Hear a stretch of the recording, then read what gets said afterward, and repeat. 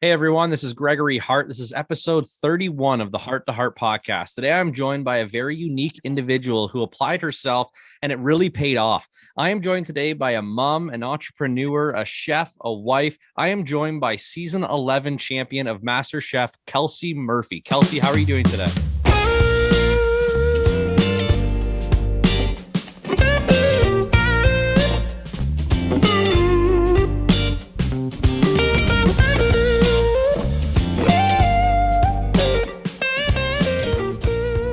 I'm great. Thanks for having me. Yeah, thank you so much for joining me today. I've been excited to talk to you for a little while. I know it takes a little while to get these things put together, especially with how busy I'm sure you've been since the show. Can you give me a little introduction to your life, what you're doing, where you're from, and so on? Yeah, so I live in Indianapolis. I have three little kids. So I have a 5-year-old, 3-year-old, and 11-month-old. Busy. And I recently quit my job as a physical therapist and I'm focusing on doing food full time. So good for you. I've tried to do a big career change and all the things that go with it. So it's been very crazy, but so fun. Like I've loved every part of it. That's got to be obviously it's a life change winning something like that, or even just having the opportunity to go and do that. It's something that I never realized how, like, I truly believed that I was a decent cook. Like I can cook meat and potatoes, realizing that's so simple. Watching MasterChef was always fun for me to see how people applied different seasonings and flavors to different foods. Like it really helped me cooking at home. I truly did not realize that you guys were all home cooks. Like I thought because of how good you guys were with the tools and different spices and seasonings and flavors, I was like, oh my gosh, there's a bunch of chefs. Let's see who's the best chef. But that's not the case. No, yeah. The premise of the show is that we're all amateur home cooks. We all have, full-time jobs or whatever outside of cooking. And we're just all very passionate and do it as, a hobby on our time off. But I will say it's amazing when I even myself watch the show, and I was a fan of it for 10 seasons. And then I myself went on it. And people now are like, oh my gosh, you didn't know you could cook like that. And my answer to them was, I didn't know I could either. I honestly, it's amazing what gets drawn out of you when you have to do something. And, kind of the things you're able to come up with and the different seasonings you start to use and what your palate's actually capable of are things that I have never done at home before. So it was definitely eye-opening for myself as well. Honestly, like I recently decided to make a soup. I was making a chicken soup. I put like celery and different peppers and I was following a recipe of a friend of mine because it looks so good. And it's got like 9 spices on it that I've heard of. I've seen it in different recipes, but I always just don't buy them. I'm like, no, I'll just make the normal recipe. I'll put salt in it. But I went and bought all these flavors and like paprika and turmeric and all these different spices, oregano leaves. But anyway, I made the soup and I was blown away by the flavor of it. How did you start to learn what flavors go in what type of dish? Is that something that you just learn over time just by your palate, or is there some stuff that just goes with certain types of meals? No, it's really just learning over time and kind of practicing. I guess I was always a food TV junkie, so I loved watching food TV. So just inherently watching that, you start to pick up like what usually goes in Mediterranean dishes or Indian dishes or Italian dishes and that kind of thing. But I feel like when it comes to seasonings and spices, you almost can't go wrong. As long as you're using them and using them properly, like toasting your spices properly and getting a good balance. So something that's normally savory and something that adds like a warmer note, like a nutmeg or a cinnamon or something like that. Then you're hitting all the points of the dish and you're rounding out your dish. So it really doesn't matter. I feel like that you're following all the rules. You just need to experiment. And I think that's really what makes a dish stand out and special. Trial and error, I'm seeing. Yeah. Maybe throw out a couple dishes before I figure out what I need. Yeah. I mean, I threw out a dish last night because I was like, let me try this. And like, it just didn't work out. And I was like, well, I mean, whatever. We can eat this deconstructed. It was like, it just didn't come together. That is honestly so good to hear. Yeah, I mean, that even you are still throwing stuff out. As my husband was like, "What is this?" And I was like, "Well, it's supposed to be this, but just put the sauce over it. It's fine." Like, that's awesome. Yeah. Have you always had a love for food? Like, I believe you just said you were a PT, and obviously you've done that for your career. Yeah. Has it been since like a kid? Like where did this passion start?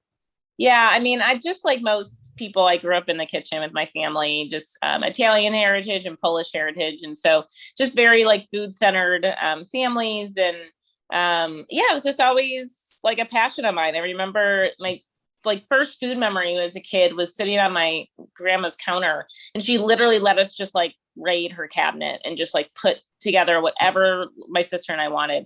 And that's, those are just memories I had. So I just had good times in the kitchen, and, family that loved to just come together over it. And I don't know, it's just been like my thing that when I come home from work or if I'm stressed, besides like working out, I'm a big exercise proponent, but besides that, like cooking is a way for me to just like shut off my brain and just kind of like go on autopilot. Like I could chop onions for hours just because like I just what? Yeah, I mean, it's just like, just doing like mise en place, like just, cutting veg for hours is just like cathartic and like therapeutic for me. When you talk about cutting onions for hours, I literally bawl like a baby. Like I can't. Dude. Oh, I feel like that's like a genetic thing. Like some people, it like really gets them. And like me, it's got to be like a real strong, like red onion or something to really get me.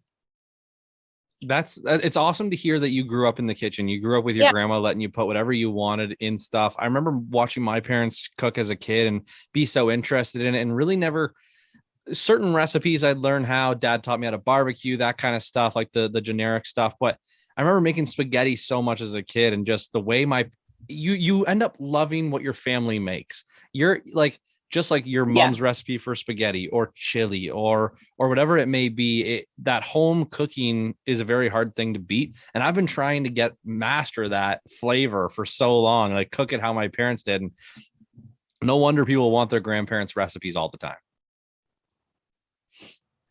Yeah, it's just, and even if they have them, it doesn't turn out the same. It's just, for some reason, it's different because especially like they probably weren't cooking with recipes and then they had to write it down one day. And like writing recipes down, if you don't actually work from a recipe, is very difficult.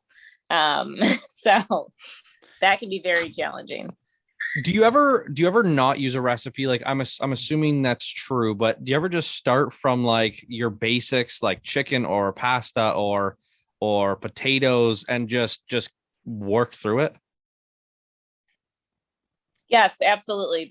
Now that's really what I do every day. I don't refer to certain recipes. I draw my inspiration from reading recipes. So I'll just be online or look in books and draw inspiration from different recipes. But I love to just cook with what I have at home and just see kind of where it goes. And that's really in my moving forward in my career, what I want people to feel like they are able to do in the kitchen is to get people out of having to have a specific recipe and teaching people how to basically like formula cook, like knowing the basics, and then being able to say like, oh, well, instead of, I don't have sour cream, but I do have cream cheese and some milk that I could put together and thin it out. And that's basically the same thing.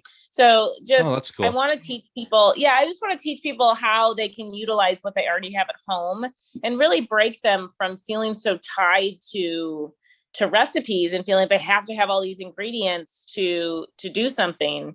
And just really like trust their gut in the kitchen. It's not as scary as people think it is. It can be very intimidating, especially when you start getting into all these different seasonings and flavors, and it's hard. It definitely for the average income to try something and have food go to waste. For some, I'm sure. But are you teaching classes, or is that a goal of yours to teach cooking? Yes, I really love teaching. And so I would love to get into more of like virtual online cooking classes and stuff to reach broad audiences. I'm starting a YouTube channel, Nice. and hopefully starting a cookbook and stuff to kind of get in on that track of more education and freeing people from recipes. So even my cookbook, I don't want it to be just recipes for people to have. It's going to be written much differently. So That's awesome. kind of like gets people out of the norm. Which I think is good, and it'll allow people to get better home cooked meals instead of eating out all the time. I think that's obviously a problem in today's day and age. Yeah. But I think it's cool to hear. And I've been watching your Instagram for quite a while now, probably at least a couple months, going through and seeing the food that you post all the time just makes me nothing but hungry for sure. But how did this start? I want to go into MasterChef. I definitely want to talk about your time there and what you experienced being there. How did that start? Obviously, you said you watched it. You were a fan of the show. Just applied and got in. Like, I know it's a big process. I did talk to another girl who was on the show with you, Anne. And she was walking me through a little bit of all these different, like she had to present food before, and she had to go through all these different steps. How long was it a goal of yours to get on? It really wasn't, I guess. My father-in-law was also a fan of the show, was the one that, kind of pushed me to try out and said, you should totally try out for this. You would do great. And we always watched together and stuff. And yeah, I was like, no, that's silly. Like, I don't have time for that. And like, I'm never going to get picked or, whatever. So he finally was over one day and pulled out the computer and had me just print out or like fill out the application. It was like super basic. And then, yeah, just like Anne had said, it was, 2 weeks later, I got a phone call from a casting rep who did like a 45-minute phone interview with me. And then I got through the next round, and then I had to do a Skype interview with someone else. And then I had to submit food, and then I had to send them these videos, and then I do a big long background check. And then I had to do a psych event. I mean, it was like a 6-month process. And many times, honestly, I wanted to throw in the towel because I was like, this is getting ridiculous. To get on. Yeah. Obviously, it was just a lot to do for, I still was like, I'm never going to like make it on the show or like win, that's silly, like, so yeah, I mean, many times I was like, I don't want to do this anymore. Like, this is just getting like a lot. And then I was on a flight out to LA, and actually the first person I like met and sat next to was Anne.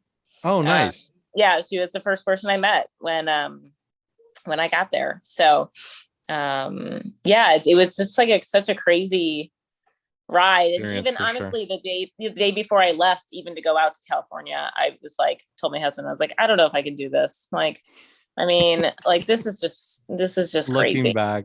Yeah, it's nuts. Did you cook your father-in-law a big meal when you finished the show? Because of thank you.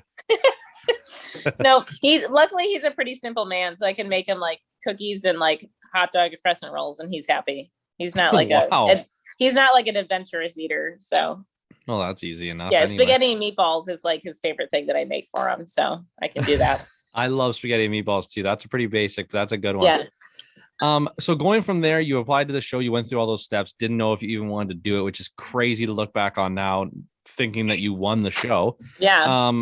So you go to MasterChef. What was the experience like for you? Was there, it's obviously it's very hard looking at our side of things. All we see is 3 minutes of footage during each meal, and then getting roasted by the judges, or whatever it may be. But you actually had quite a few top dishes, like that made us, you didn't have to go through the next step, right? Yeah. I still looking back, don't even know how some of that happened, where like I was really on top from the beginning and like stayed on top most of the season, winning a lot of challenges. And I credit a lot of that to I'm just really good under pressure.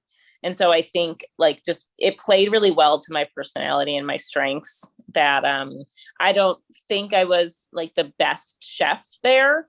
But I think I was the best chef in those circumstances, where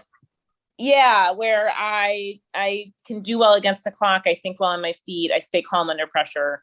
And that just played really well to me. So I kind of knew my boundaries when I was in the kitchen, and was just very good at, I don't know if this is like the mother in me or like the athlete, but it was, very grueling, like long days on set, day after day, and not a lot of sleep. So I was able to like handle that really well. And a lot of people weren't.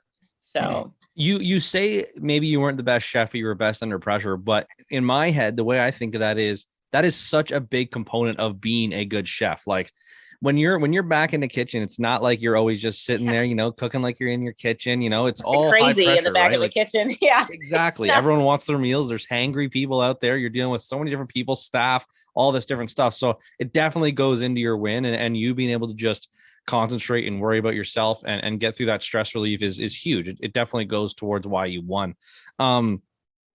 When you go through all those, is there one dish that you would have done differently? Can you think back to that? I know that it must be hard because your season got split in half due to COVID, or like I think you guys came back. Yeah. We had 7 months in between. Like there was a long break. I got pregnant in between. so went back on the show 25 weeks pregnant. So wow. That was a fun twist. Exciting and also very stressful. Yes. Yeah. What was it like for you with the season getting cut like that? Like it's very hard because you were on such a roll. You were doing so well. And do you ever think that the outcome could have been different if that gap was never there? I thought it was going to severely hurt me. And so obviously it didn't, which is great. Mm-hmm. But I was very scared going back after the break because I came back during COVID. We all had COVID to deal with for 7 months, but a lot of people weren't working. And so they could practice in the kitchen. A lot of the competitors didn't have like young kids and stuff. So they, could spend a lot of time honing on their skills. And I worked in healthcare and still had my 2 kids and stuff. And so I was working every day, getting my kids out, like still doing the grind times also in COVID times. Like it was kind of nuts. So I felt very unprepared when we had to go back. Be a huge change. I didn't get time to practice at all. And you're pregnant. and like pregnant and with my 3rd, and I was like really sick during that pregnancy, and it was just rough. So going back, I was like, oh no, I've waited 7 months. I'm going to be the first one kicked off, and this is going to be embarrassing. So yeah, I was nervous, but obviously it turned out fine. So I won the first challenge after we got back, and then that immediately, I think, just like puts you back in the stride. I got like right back in it, and I was like, all right, head down, let's go, let's finish this. So. It's very impressive to know that. I don't think you were Are you noticeably pregnant at 24 weeks? Yeah. And the show, they didn't really want to like talk about the break and COVID and stuff like that. And makes sense. It was kind of like iffy. I don't get like huge when I'm pregnant. So like we probably could have hit it. And you probably wouldn't have maybe been able to tell, but it was like enough that we were like, no, let's say something. So, it got mentioned like once on one of the episodes, but that was it. So it was probably me eating popcorn or going to get something out of the fridge. Yeah. But I wouldn't say it was crazy noticeable. I might have to go back and watch it now just to pay more attention. But yeah, I got to say it's extremely impressive to know that you had to take 7 months off during COVID. You're getting pregnant. You're sick from being pregnant. And now you're going to be scared to not only get COVID while you're pregnant, but get COVID while you're on a TV show and you're kicking ass. That's a very hard battle to get across. That all adds to the stress of being able to just chill yourself out and then win that first competition back. That's huge. Right. Yeah. How much since MasterChef has it changed your life? Being a champion obviously is so much different than just placing. I believe it's good for anyone if they make it onto a certain tier, but being the champion is obviously a huge title, big resume piece. Is there any weary feeling of going from a home cook to MasterChef champion? Like there's no middle, like what's the resume say? Yeah, it's really, I think it's a lot harder than like if I was in the food industry or in the food world prior, because you're trying to switch careers and you've done something amazing. Like you've won this really high quality food show, and you can obviously cook, but you really don't have no prior experience. So it's like trying to get a really like top level like corporate job straight out of college, like with no experience. Because you won Celebrity Apprentice. Yeah. It's like right? saying like, I want the CEO position, but I have zero experience. So it's definitely challenging because you're kind of out on your own. The show itself, like, they don't set you up with a bunch of people to like help your career and stuff. So it's a lot of just figuring it out on your own and putting your head down and grinding and trying to gain some street cred, for lack of a better term. So yeah, it's not like a quick process, and that's okay. I'm loving that kind of part of it because I'm learning so much about the industry and just how to build your own business. And is that your overall main goal? Like, obviously you want to cook. I definitely can see that. You talked about quitting your job, but when you talk about becoming a chef, like I trust me, I never worked for that nice of a restaurant, but I worked for a restaurant and I was a line cook, and you had your chef, you had the person doing all the big mains, like the stuff that really needed to like the main things on plates. Stupid as that sounds. And then you had all those people under you. Is there certain things that you could do to get the experience other than just jumping into a kitchen as a line cook now, going from winning? Like, is that your goal, to be a main chef of a nice restaurant, or do you want to do stuff outside of that area? I really, at least for right now, especially with 3 young kids, you've worked in the restaurant industry. Really hard thing for someone to do with 3 young kids and like manage a household and a lot of do hours. That. Like, yeah, so the hours just like are not feasible. And what I really want to do regardless is to be bigger than just like having a restaurant. I really enjoyed being on camera, and the excitement and the larger audience that I'm able to reach from being on camera. And so that's kind of where I'm trying to kind of head my career, is cooking, whether through TV, through social, any digital stuff. And yeah, hopefully building a brand, which will then allow me to open restaurants under kind of like my brand and my name, and then be able to share my food with people that way. Wow, you're definitely looking at the big picture here. Yeah. I saw entrepreneur on your title on Instagram, and it definitely is making sense. To think of it as a bigger picture, not just I won MasterChef, now I'm going to go be a chef. I'll be at this one restaurant. No one will really remember me now that I'm off the show. Right. I definitely had wanted to ask you if it was really weird getting used to being on camera so much. It really wasn't. I'm surprised. I think it came naturally to me, which is why I am choosing kind of this path, because I just felt very, very calm, very natural. Okay on camera, didn't make me nervous. It still doesn't. It doesn't bother me. So I feel like people just kept saying, this is where you belong. You're good on camera. You just can handle it. So hopefully I can continue doing that, because it just came naturally. It didn't really faze me at all. I can definitely see that, not only from the show. I know that's not as like, you're really not approaching the camera itself, but I've seen you do morning television. I've seen you do the radio shows. Was that like it's got to be such a weird change of pace in your life to go from working at a hospital, and then you had to come back and work during a pandemic. But to go from that to now winning MasterChef, now you're on all these TV shows, like it's such a change in life. Like, it's just got to be so weird. It is. It's very strange. My day-to-day is obviously completely different than it was before. But I guess I don't really stop to think about it too much. I just kind of do it. I just, everyone's like, it's so crazy. Like, weird. Now I see you on the TV and you're doing this. I'm like, yeah, I guess so. I don't know. I just like, this is just what I've chosen. Yeah. And I just, every day wake up and I, do my thing, and it's just trying to get a step closer to what I'm trying to accomplish. And there's a lot of moving parts to it. So I think that's good, because you just don't have time to overthink it. Right now I'm kind of just playing like a yes woman, where like opportunities come up and I say yes, because I'm just trying to gain experience. I'm trying to just practice as much as possible and meet as many people as I can. Yeah, I definitely agree with that. When you're trying to grow in any avenue, like obviously with this podcast, I've only been doing it for about a year now, but just growing the audience of people that follow you on social media, follow you on TikTok, watch your podcast on YouTube, listen to your podcast on all these different platforms. Any opportunity to go on any other platform is huge just to show who you are to a group of people that may have no idea who you are, especially if you're not a foodie. Like MasterChef is such a massive show for cooking, but if you're not a big cook person, you're not a big food person, you really wouldn't even know that it exists. Right. Yeah. I mean, a lot of people are like, it's a huge show. It's aired in like 300 countries. But yeah, other people are like, what's that show? I've never heard of it. If they don't cook, they might know who Gordon Ramsay is just because of how big Right. he is. But other than that, like, what are you really to think?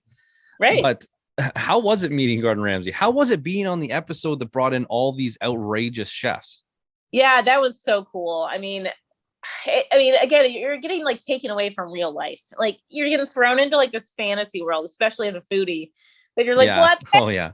Like, Morimoto was filleting a fish in front of me. Like this is crazy. And yeah, it got, the first time when we're like trying to get our aprons and we're serving Gordon Ramsay and the other judges, you walk into that room and it's just you and the three judges. Like that's it. And there's some cameramen in the background, and you just think like, what the hell am I doing? Like this is crazy. Like Doesn't make it any less stressful. Feel real at all. And you're just like, here's my salmon. I hope you like it. Like I'm like, the fuck is happening? And luckily like that gets better, especially like with him. And really all the other judges, because then you just realize like, all right, like at least for me, I was like, you know what, it is what it is. I'm here. I just got to embrace it. Especially every time you cooked and it was 60 minutes and you finished and you didn't even know like what you made. You were like, they were like, what's in here? And I don't know. I hope it tastes I'm really good. sure what I grabbed in the pantry. I can't really remember, but here and yeah, I don't know. Luckily, I didn't have them like yell at me too much, so I got pretty lucky with that. The only time I got like reamed out by Gordon Ramsay, like I started bawling immediately. I just like I'm It'd not be very intimidating. It was so intimidating. I knew it was coming. Like there's nothing worse than like knowing you're gonna like disappoint somebody. It's like getting caught when you sneak out or something. Like you're gonna like get reamed. It's coming. Oh my God. How did it feel the first time having a chef, Gordon Ramsay, like your meal? Like that's got to be such a crazy feeling. Yes, it's so crazy. And I've told this to a lot of people that the first few times it happened, he's like, this is amazing. This is Michelin star quality. I would serve this in my restaurant. You're like, no, you wouldn't. Like, you just don't believe them. You think like, oh, they're just saying that for TV. Like honestly, I was like, oh, they're just saying that for TV. But then like, it keeps happening. And then, the other judges say the same thing and the guest judges. And then you finally start to believe it. And then you're like, oh man, like you start to just like really trust them and you just gain a lot of confidence, I guess, in yourself. Own. Yeah. Like I finally started to gain a lot of confidence and I would taste my food and I was like, yeah, damn, that's pretty good. My husband is so lucky. Yeah. I was like, damn, that's good. You go home and say, honey, I've been feeding you top quality food for how long? I know. Yeah. And he's like super critical. And I'm like, do you understand how good this is? Like, I'm going to a Michelin restaurant. Right. Like, stop complaining. That's so funny. It's so funny to hear like I didn't realize like, I don't even remember. Like, I think that might've been the only competition, like where you say you got reamed out. That might've been the only time that you were anywhere near the bottom. Yeah, it was the only time I was even close to the bottom. And that was a disaster day. It sounds terrible. It's so bad.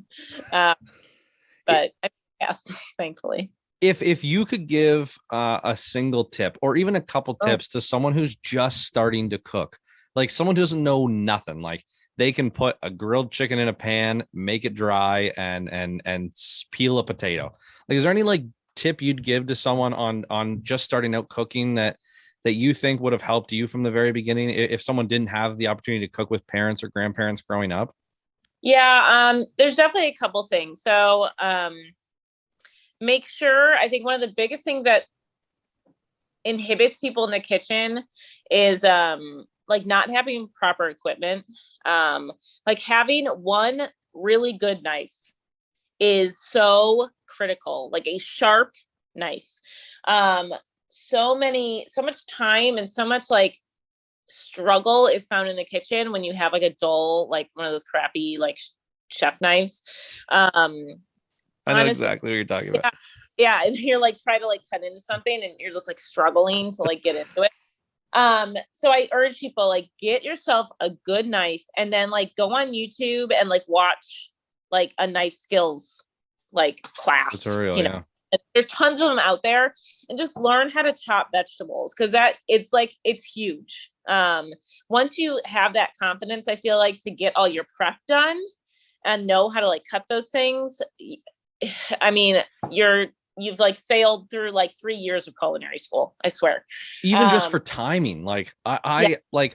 I took cooking in high school, which was Yeah. very simple, basic, but it was just like how to properly prep different stations, keeping knife sharp, how to sharpen a knife, and how to cut veggies, and like to cut through and go quick. Like I didn't realize how much, like I started practicing it more as an adult to be quicker, but going from sitting there like cutting vegetables like so slow takes so much time, and it makes making a meal so much more of a chore.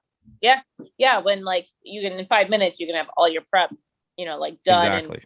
through, and you're not wasting food. It teaches you really how to like not waste food, so you can like use everything, in your veggie tray and everything. And then number two, huge, and I know people say this all the time, but like we need to not be afraid of salting food. So many people who don't know how to cook, don't know how to like season food. You have to use salt. Like you have to. All of our processed food that we use has 10 times more salt than you would ever even consider using in your own cooking. So get a little bowl and like put just salt in it next to your stove, and just like keep going and taste as you go. It's So amazing glad you said that. yeah, just it's amazing what salt can do to a dish, and even to desserts. That's what a lot of desserts are missing. If they're tasting like really bland, you need salt even in your dessert. It brings out the sweetness. It's just a huge game changer.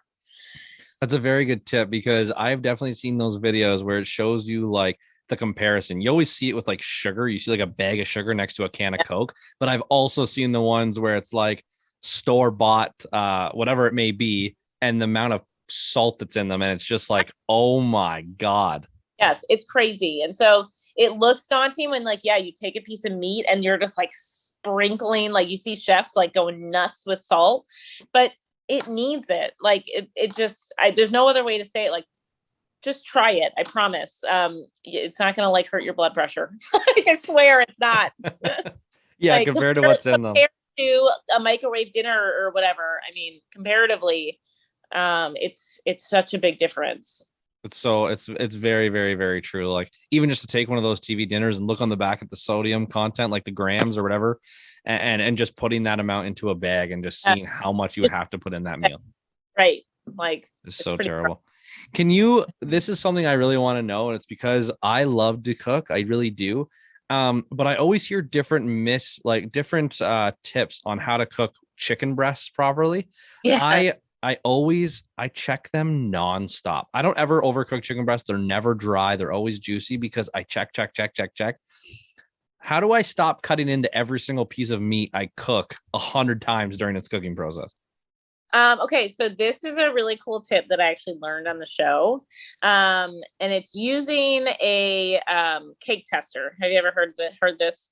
Is that like to test? Oh, like is that the ones you stick in a cake to see if you like pull out batter? Yes. Yeah. So a cake tester, or you can use like a really like a small like needle. Anything that's like really small metal. The problem with like temperature like thermometers is that they're too big. They put Like such a hole in it. so yeah, when you put it in, if you're like putting it in, taking it out, putting it in, taking it out, the juice is like just coming out Yeah. of your food. So a cake tester, what you do is when you're cooking, you stick the cake tester into the meat just like you would a thermometer. Yep.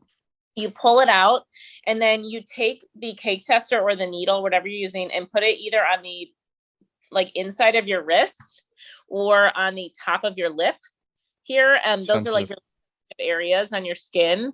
And if it's cold, if it's still cold, it's not done. It's still raw. If it's warm, you're right where you need to be. And then if it's hot, it depends. If you're cooking chicken, you want it to be hot because you want it to be well done. Pork or chicken for sure, but not like pork or beef. You'd probably pork or beef, you want it to be warm to the touch. And then you'll know that you're like right where you need to be. And so that's honestly a trick that I learned on the show, and it has never failed me. It works 100% of the time. And so it saves me from cutting into meat. I cut into them so much. And honestly, I never understood the like poking like meat and like being able to trust that. And I can now, which is like huge. That's huge. It is huge. It's kind of like, I almost relate it to in like physical therapy. I'm like working on people's muscles and stuff. And they're like, how do you feel that that's a sore spot? And I'm like, I just know because I've done this so much. And so it's the same thing with just cooking meat. I've cooked many bad pieces of meat because I've, didn't know correctly. I tried the thumb thing and I was like, oh no, that's not done. Like I cut into it and it's raw. And so it's just practice. You learn. And, if you cut into it and it's raw, like just put it back on the pan. Like, I guess that is something that with time, like you said, if it's cold, it's obviously not done. That's pretty self-explanatory. But with chicken, obviously you want it to be hot. But that temperature check, you'll obviously get better and better and better with. Like when you cook a chicken breast perfectly and you put that needle on your wrist and you feel the heat from it, it's gotta be eventually just like this is how it should feel if my chicken is done. Yeah, you're like, oh, just you feel it. And you're like, yep, done. Or same thing. If you poke it, like you just know, oh yeah, that's the resistance. I know my chicken's done. It just comes with time. So like, I, especially for you, like I urge you, just stop doing it. I will just try. I'll definitely try it. Yeah. Because you're never going to know until you experiment with it. And yeah, you might end up with a couple overdone or undercooked pieces of chicken occasionally, but if it eliminates me cutting them all open, I think it's well worth it. I've cut them open. There's nothing I hate more if I'm at like a barbecue and then you get a burger that's like been slit open. That is so me. Oh, take it back. I don't want it. Every other burger doesn't have the cut in it. Yeah. Like, I don't want the one you cut into. That's so true. Do you brine all your chicken? No. Have you ever? Yeah. Mm-hmm. Do you think that there's a time and place for it? I always get mixed signals. Like I love smoking chicken wings on our Traeger. Like that's my go-to. So, but I get told people or certain recipes to put them in a bag with salt water and then dry them and then all this shit. And like, I can never really tell the difference. Am I doing it wrong or is it's just a personal thing? I don't think it, like, honestly, I'm not gonna lie here. I don't really think it makes that big of a difference. It's a lot of work to go through, to have like minimal change, especially if you're cooking something properly anyway. There shouldn't be a need for a brine. I think a brine might save people who like aren't cooking it properly, especially like on Thanksgiving or like they're doing something. And I think it gives you a bit more like leeway. But if you know what you're doing and cooking it properly, I don't think you need that because the meat itself is juicy enough. You don't need anything more to it. So these tips are going to save me so much time. Yeah, I don't think it's necessary. So yeah, I'm going to save people some time. So that's good because I've been brining it for so long, like chicken breast, chicken strip, or chicken breast and chicken wings. When you remove chicken breast from a package, this is such a weird question because I've gotten into arguments with this with buddies of mine. Do you clean the chicken breasts and then dry them? Yeah, I do. Mm-hmm. Yeah. Okay. So do I. Yeah, it's just, like, especially before I store them, because there's like, it's just like usually, so I buy like the big family pack and then I like freeze a bunch of them. And then it's like, no one wants to like de-thaw and then like clean the chicken breast later. So like I am like pretty lazy when I get back from the grocery store, in regards to like cleaning all my food and prep, like prep everything. But like the chicken is the one thing I actually will do. Their argument is that they don't do anything. They slice open the pack, they grab the chicken breast with like all the slimy shit on it and put it in the pan. Well, yeah. Thank you. I'm going to isolate this clip and I'm going to send it to every single one of them. I mean, like, I don't know. I mean, there's a lot of gross stuff on it. You can say they're gross. It's fine. I'm going to send it right to them. Yeah, I mean, they're pretty gross.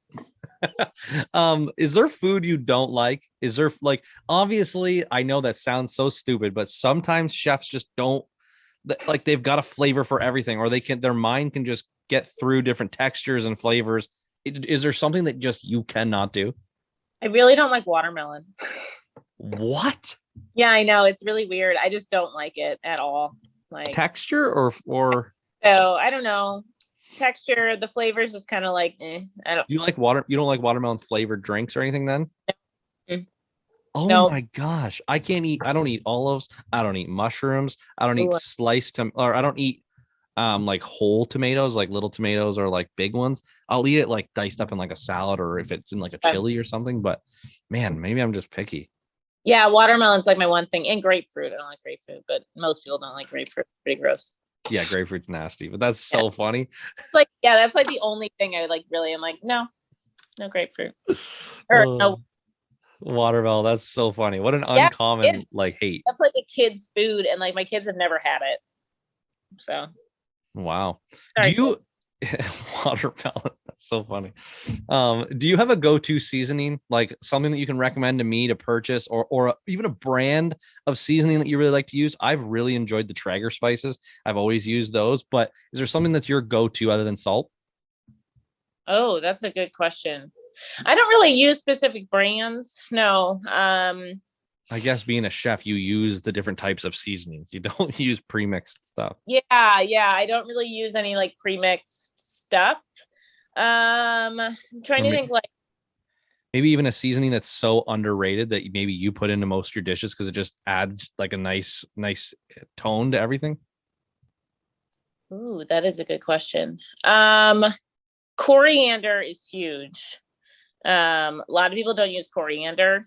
But when you're cooking Mexican food, especially, you use cumin. A lot of people use cumin, right? Yep. When you're cooking Mexican food, you like really, it's almost like salt and pepper. Like those two go together. Coriander and cumin go together. Coriander. Yeah, it's like it brightens up the cumin, so it's a lot brighter. It has like almost like a citrusy kind of note to it. So that's what I kind of like always pair together, and a lot of people don't know what that is.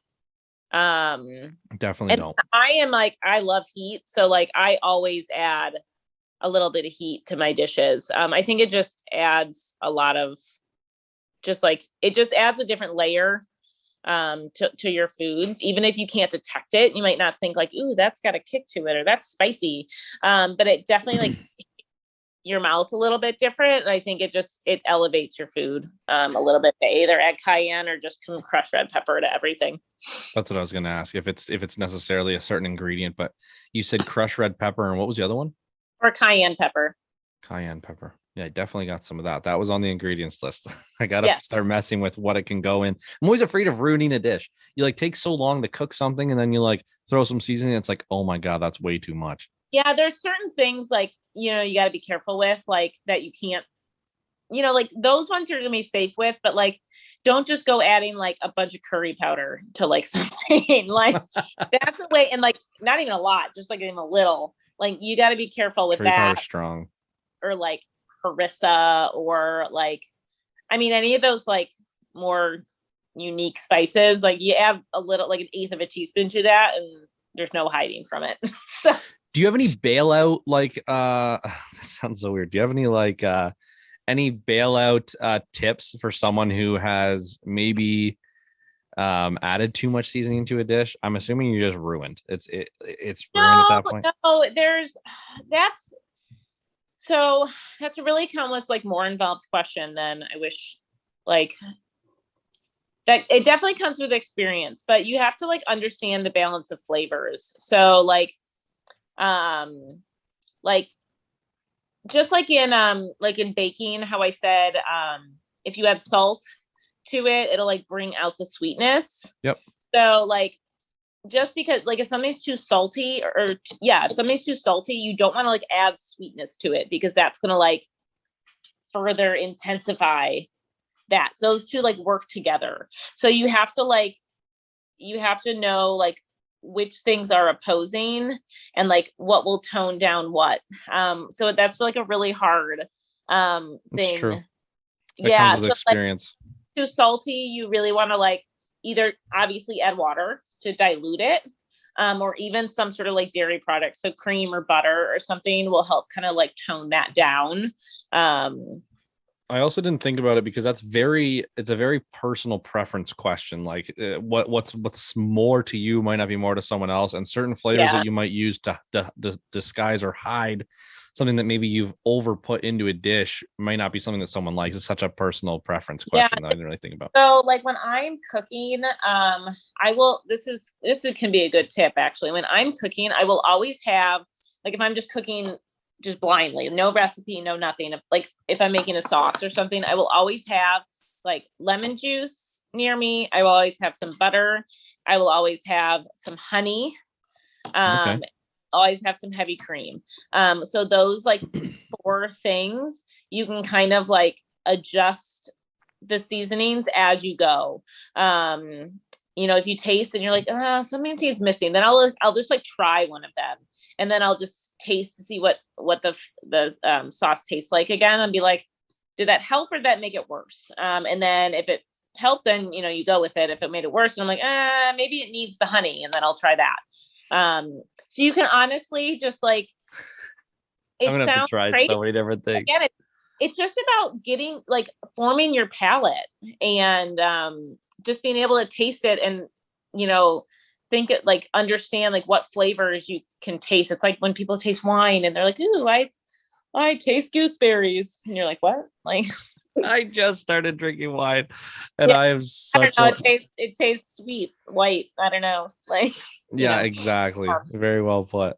I want to say thank you. I want to say thank you so much for coming on here. It was such a joy to hear your story, and it's so cool to see like where you're going with this now. And it's honestly definitely a big testament to your character and who you are as a person, that you're thinking of this in such a bigger scale, like so much more than just the average person would think. Like you win the competition. Yes, you get a bunch of fans on Instagram and all that stuff, but you're really using it and putting it forward. And I see how involved you are on your social media platforms. It's really cool to see.